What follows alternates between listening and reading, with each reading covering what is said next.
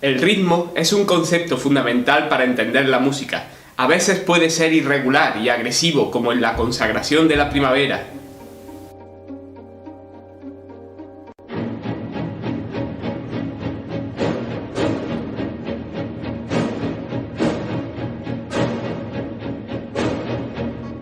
A veces puede estar formado por repeticiones acumulativas, como en Satyagraha de Philip Glass.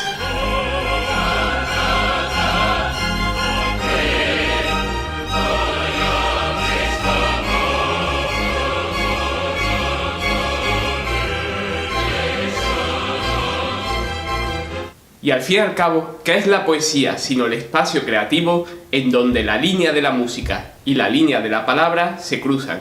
En este vídeo os vamos a mostrar los conceptos básicos acerca de la métrica. Bienvenidos a Lecciones de Lengua y Literatura.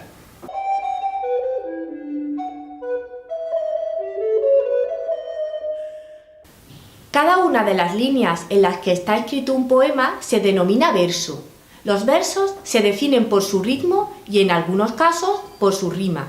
Reciben nombres en función de su número de sílabas, si bien todos no son igualmente usuales en la literatura española. Por ejemplo, el octosílabo es el verso propio de gran parte de la literatura popular.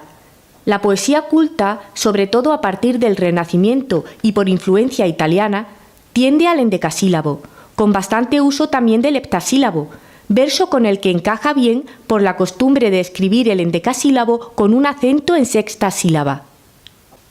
Para saber cuántas sílabas tiene un verso, tenemos que tener en cuenta varios fenómenos. El primero de ellos es la sinalefa, que se da cuando una palabra termina por vocal y la siguiente comienza también por vocal. En ese caso, y con pocas excepciones, las sílabas se pronunciarán unidas y contarán como solo una. Este fenómeno no se ve impedido por la presencia de la H, ya que es muda, o signos de puntuación como la coma. Para entenderlo, pensemos en las vocales como líquidas y en las consonantes como sólidas. Si no hay una pared entre los dos líquidos, estos se fundirán en uno solo. Pensemos en el siguiente ejemplo. ¿Cuántas sílabas tiene el verso de Calderón de la Barca "Cuentan de un sabio que un día"?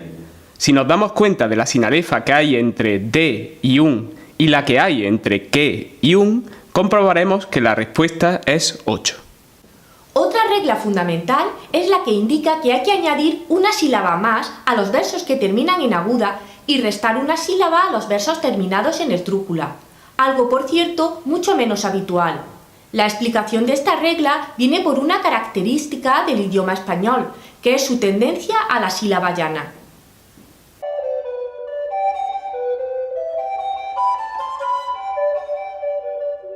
Seguramente habrás escuchado que los versos en español se clasifican en versos de arte mayor de 9 sílabas o más y versos de arte menor de 8 sílabas o menos. Aunque hay excepciones, normalmente un verso en arte mayor, para que suene bien, necesita atender no solo al número de sílabas, sino también a cómo están distribuidos los acentos. Para ello usaremos el mismo sistema de círculos acentuados que en el ejemplo del comienzo del vídeo.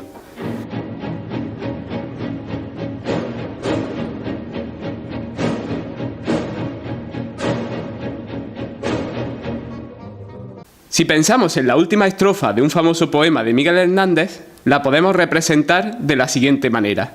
Como el toro te sigo y te persigo, y dejas mi deseo en una espada, como el toro burlado, como el toro.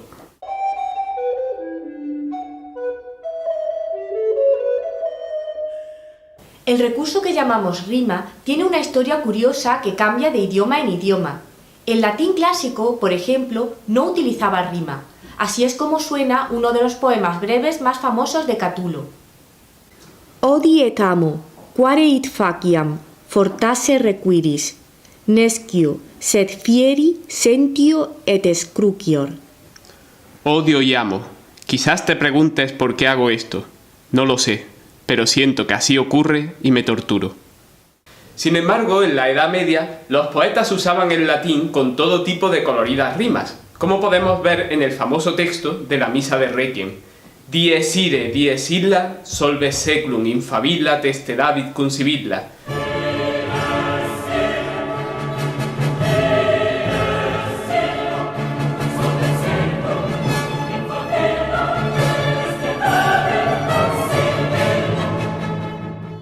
español, salvo en poemas contemporáneos, la lírica es normalmente con rima.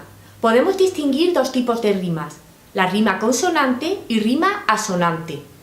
En la rima consonante coincide toda la terminación de la palabra, tanto vocales como consonantes, a partir de la última vocal acentuada. Debemos aclarar que es el conjunto el que rima en consonante y que la razón está en que riman todos los sonidos, tanto vocálicos como consonánticos. Si pensamos en estos versos de Calderón de la Barca: yo sueño que estoy aquí, de estas prisiones cargado, y soñé que en otro estado más lisonjero me vi. Debemos concluir que la rima del conjunto es consonante, pese a que el primer y cuarto verso solo contengan una vocal en la rima, ya que el segundo y el tercer verso nos demuestran que el poeta quería repetir todos los sonidos del final de cada palabra. La rima asonante es aquella en la que se repiten solo las vocales. Es un tipo de rima habitual, tanto en la poesía popular como en la música. Como la coincidencia entre las terminaciones es menor, suele necesitar más repeticiones para asentarse en el oído del lector. Tradicionalmente, en español, suele estar asociada a la estructura suelto a, es decir, poemas en los que los versos pares insisten una y otra vez en la misma rima. A veces, como en este poema de Lorca, esto puede crear un efecto casi hipnótico y de gran valor simbólico. Voces de muerte sonaron cerca del Guadalquivir, voces antiguas que cercan voz de clavel varonil, les clavó sobre las botas mordiscos de jabalí, en la lucha daba saltos jabonados de delfín, manchó de sangre enemiga su corbata carmesí, pero eran 4 puñales y tuvo que sucumbir.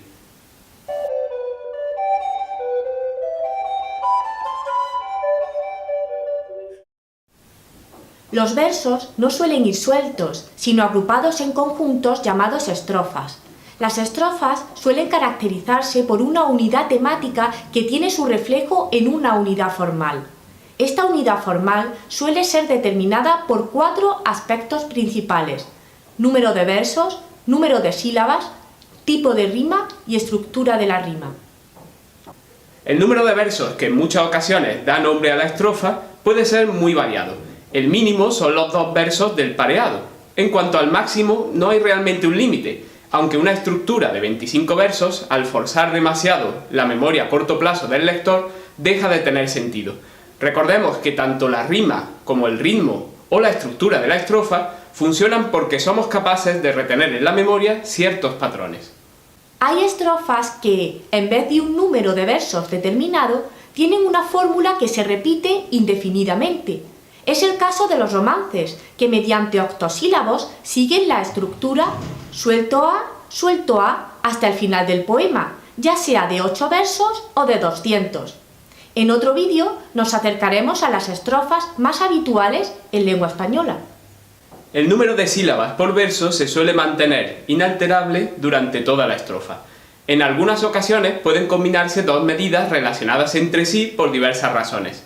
Es lo que ocurre con la combinación 7-11 que antes nombramos. En cuanto a la rima, suelen colocarse letras para indicar los versos que riman entre sí.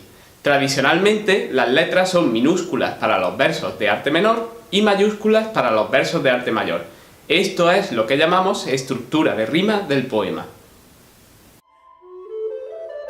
Con esto terminamos este primer vídeo dedicado a la métrica.